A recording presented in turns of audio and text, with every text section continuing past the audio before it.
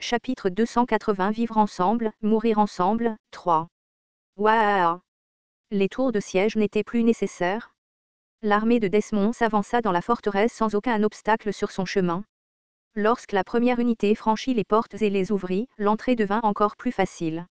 Ils envahirent la vaste forteresse, la remplissant à ras-bord alors qu'ils commençaient à former des formations. Harold fronça les sourcils en regardant les forces lointaines de Fenry. Ces misérables insignifiants m'ont retenu jusqu'à maintenant. Capturez-les immédiatement et déchirez-les en lambeaux. Les forces de Fenry se positionnèrent près de la porte opposée, prêtes à battre en retraite à tout moment. Ils avaient mis en place leur défense entre des bâtiments stratégiquement situés et attendaient. Devant eux se dressaient des rangées de barricades en bois étroitement disposées, préparées pour le combat rapproché. Ces barricades permettaient même à une petite force de contenir une armée plus importante. Waouh! Les soldats de Desmond rugirent à nouveau, se déplaçant comme un raz de marée. Sachant que les tirs de flèches n'auraient que peu d'effet, ils décidèrent de submerger leur ennemi par le nombre. Boum! Enveloppé de bandages, Gillian se tenait au premier plan, brandissant une hallebarde massive. Étant donné son mauvais état, il avait l'intention de maximiser l'avantage de la distance au combat. Gillian jeta un bref coup d'œil au ciel. Des nuages sombres commençaient à obscurcir le ciel, et des vents violents soufflaient à travers la forteresse, signalant la reprise de la bataille. La nuit va être longue. Après avoir pris une profonde inspiration, Gillian tourna son regard vers l'avant. La détermination brûlait dans ses yeux. Préparez-vous. Clatter. Au commandement de Gillian, les chevaliers et les soldats de Fenry levèrent leurs lances à l'unisson. Boum. Les armes des soldats de Desmond s'entrechoquèrent avec celles des forces de Fenry. Comme lors du premier engagement, la défense de l'armée de Fenry fut écrasante. Arg. L'avant-garde des forces de Desmond tomba lamentablement. C'était un résultat inévitable. Harold, qui avait déjà affronté les forces de Fenry au combat, n'aurait pas ignoré ce fait. Swish. Alors que les soldats en première ligne tombaient, les chevaliers de Desmond bondirent en avant par derrière, balançant leurs épées. Ag. L'embuscade soudaine laissa l'armure des soldats de Fenry ouverte comme si elle était en papier. Bien que fabriquée en galvanium, qui était léger, elle n'était pas plus solide que l'acier. Elle ne pouvait pas résister aux lames infusées de mana des chevaliers. Boum. Cependant, chaque fois que Gillian balançait sa hallebarde, les chevaliers de l'armée de Desmond qui approchaient avaient la tête écrasée. Sur ce chemin étroit, nous avons l'avantage. Tenez bon. Rugit Gillian. Zing. De la lumière rayonnait entre les interstices de l'armure des chevaliers de Fenry. Après avoir passé des jours à récupérer leurs corps et leur mana, ils se battirent avec une férocité renouvelée. Boum. Boum. Boum. Gillian et les chevaliers massacrèrent sans discrimination les soldats de Desmond qui avançaient. Les chevaliers qui lançaient des attaques surprises ne firent pas exception. Personne ne pouvait pénétrer les lignes de front de Fenry. Même la magie qui pleuvait des forces arrière de Desmond était inefficace. Zing. Chaque fois que la lumière jaillissait de l'armure des chevaliers de Fenry, les boules de feu entrantes des mages ennemis se dissipaient inutilement. Willow étant vaincu, la magie à cercle bas était inutile contre eux. Les troupes arrière de Fenry se tenaient prêtes, leurs arcs tendus, ciblant les forces de Desmond. Alors que Gillian et les chevaliers tenaient le passage étroit, les soldats se concentraient sur les attaques à distance. Lâchez. Wouh. Au cri de Gillian, d'innombrables flèches volèrent vers l'arrière de Desmond. Arg. Des cris résonnèrent de partout, mais les dégâts causés aux forces de Desmond n'étaient pas significatifs. Les porteurs de boucliers postés dans leur rang sous le commandement d'Harold levèrent leurs boucliers massifs, protégeant leurs alliés. En fin de compte, l'issue de la bataille dépendrait des engagements sur la ligne de front. Ne faiblis pas. Nous pouvons les retenir. Gillian, qui n'avait pas peur de la mort, n'épargnait aucun effort. Sa hallebarde se balançait comme le vent, coupant, écrasant et transperçant les ennemis successivement. Boum. Boum. Boum.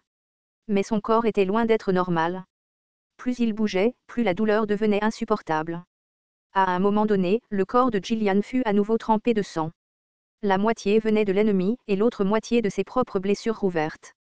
Gurr. Pourtant, il serra les dents et refusa d'arrêter ses attaques. Ses yeux brûlaient toujours d'une féroce intention meurtrière, son aura rayonnant d'une détermination et d'une bravoure inébranlable. Les chevaliers égalèrent l'intensité de Gillian, donnant tout ce qu'il avait dans le combat. Arg. Avançons. Encore un peu, et nous percerons. Le champ de bataille était rempli de bruit, les cris et le fracas des armes résonnaient sans fin.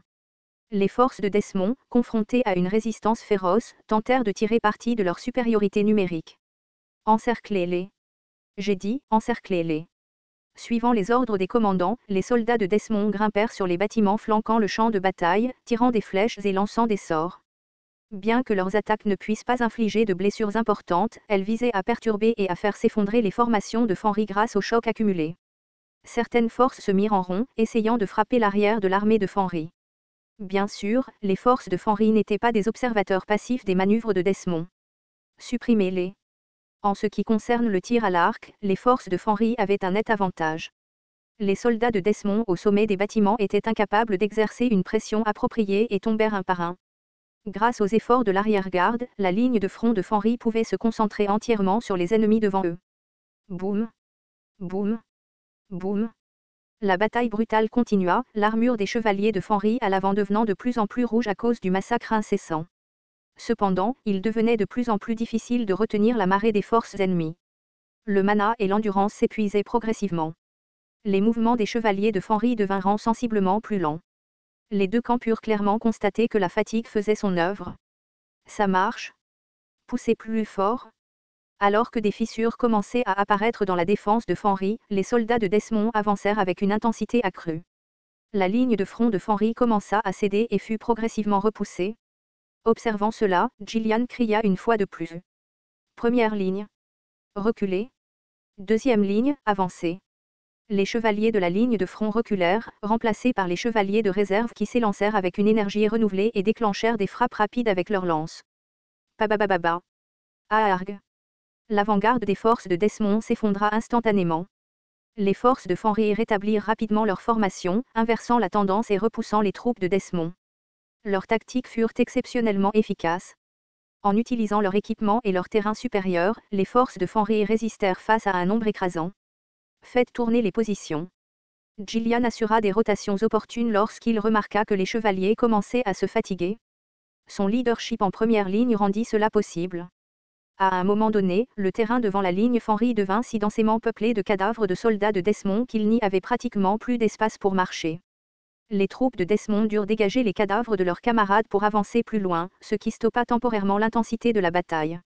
En regardant les forces inflexibles de Fanry qui bloquaient leur chemin, les soldats de Desmond commencèrent à ressentir de la peur. Ce sont des démons. C'est une armée de démons. Comment peuvent-ils encore nous résister avec si peu d'effectifs? Est-ce que tous les soldats de Fanry sont comme ça? Peu importe à quel point ils avançaient, la ligne Fanry restait impénétrable. À présent, l'épuisement aurait dû faire des ravages sur leur ennemi, mais la détermination qui émanait d'eux était toujours palpable. Harold, lui aussi, ressentait un mélange de crainte et de rage en regardant les forces de Fanry. Ces salauds! Leur habileté était incompréhensible. Il savait qu'il était fort, mais il n'aurait pas pu espérer tenir aussi longtemps. D'innombrables soldats d'élite, dont il était fier, étaient tombés aux mains de ces scélérats de basse extraction.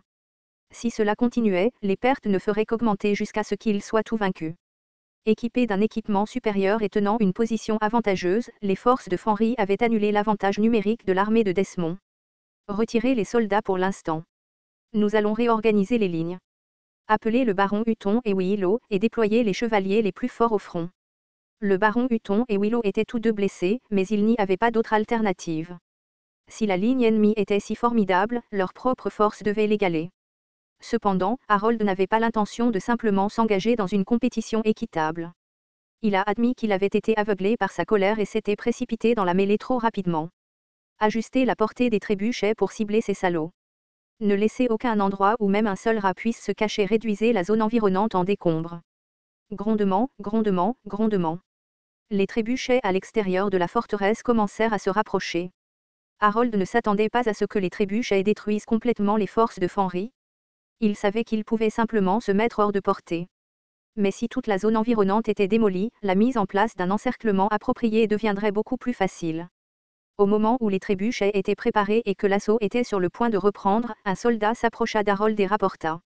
L'ennemi a disparu. Quoi? Ils ont semblé se retirer lentement, puis ont ouvert la porte du côté opposé de la forteresse et se sont enfuis. Du cran? Harold serra les dents. Comme prévu, l'ennemi n'avait jamais eu l'intention de tenir la forteresse. Son objectif était de gagner du temps. Prenant une profonde inspiration, frustré, Harold demanda. Des pertes? Jusqu'à présent, environ 3000 hommes ont été tués.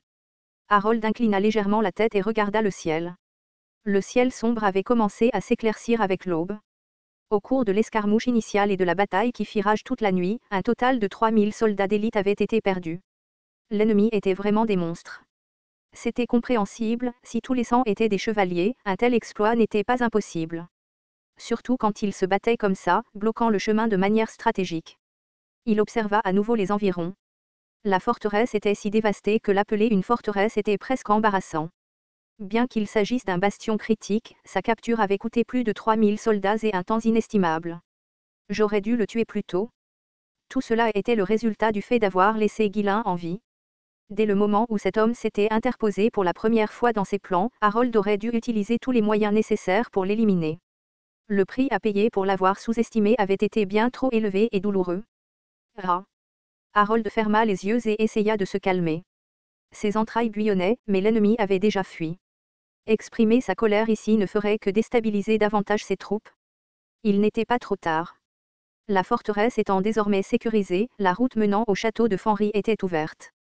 S'il agissait assez vite pour s'emparer du château du Seigneur, le découpage de Ghislain et de ses subordonnés satisferait pleinement la rage d'Harold. Réprimant ses émotions, Harold parla à voix basse. Nous partons immédiatement. Prenez seulement le strict minimum de rations et avancez. La force principale avancera en premier pour encercler le château de Fenry, tandis que les ingénieurs et les unités de ravitaillement suivront aussi vite que possible. Les soldats étaient sans aucun doute fatigués, mais ils n'avaient pas le choix. Le repos pouvait attendre que le château de Fenry soit encerclé. L'armée de Desmond se réorganisa rapidement et se dirigea vers le château de Fenry. En suivant la route, ils avancèrent à une vitesse impressionnante pour une force aussi importante. Après 2 jours de voyage ininterrompu, ils installèrent leur camp pour se reposer brièvement. C'est alors qu'ils furent frappés par une embuscade inattendue. Nous sommes attaqués. Gillian et les chevaliers, qui avaient fui la forteresse, lancèrent une attaque surprise sur le camp de Desmond. Bien qu'étant une force d'élite, l'armée de Desmond n'avait pas relâché sa vigilance. Ils ont répondu aux intrus avec l'habileté que leur formation exigeait. Cependant, les forces de Fenry n'ont tué que quelques soldats plus faibles avant de se retirer rapidement. Avec leur nombre important et leur organisation difficile, l'armée de Desmond ne pouvait pas facilement poursuivre un petit groupe agile. Bien que l'embuscade ait été repoussée, ce n'était pas la fin.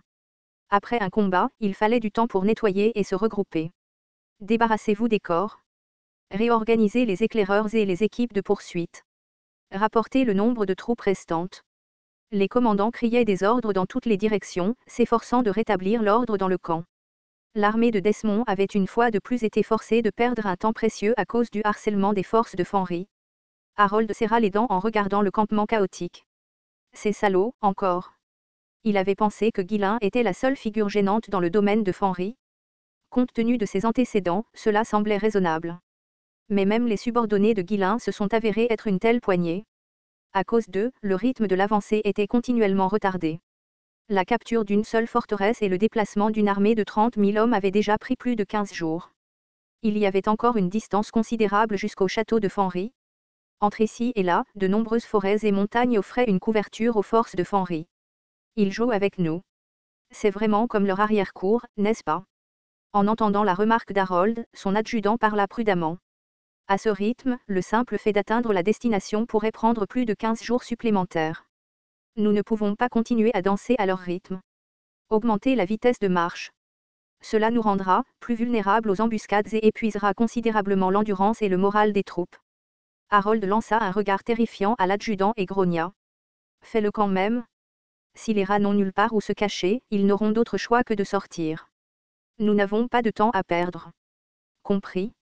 Harold ne prit pas la peine de cacher l'intention meurtrière qui surgissait de lui. Le commandant ennemi s'appelait Gillian. Je vais m'assurer de le dévorer avec Ghislain.